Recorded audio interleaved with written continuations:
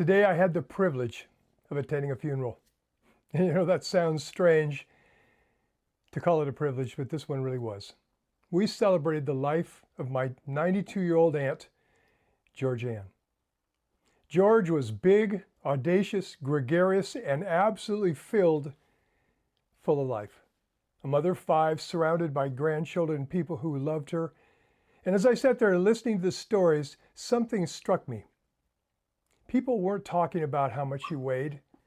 Nobody mentioned what her cholesterol was. Nobody talked about how many steps she got every day or whether she went to the gym that day at all or not.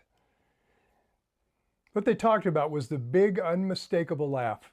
They talked about her notorious food fights. They laughed about her grabbing the bottle being passed around, making sure that she got the very last sip.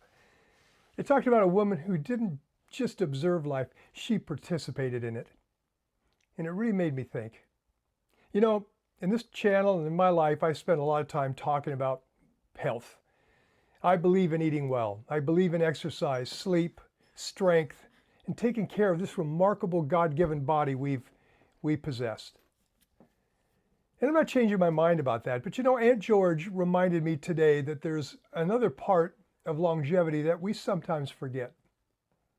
You actually have to live. What good is another 10 years if it's one with no laughter? What good is a perfectly disciplined life if there's nobody around the table with you? And what good is protecting yourself from every possible risk somewhere along the way you become afraid to enjoy the ride? Maybe longevity isn't just about protecting the heart.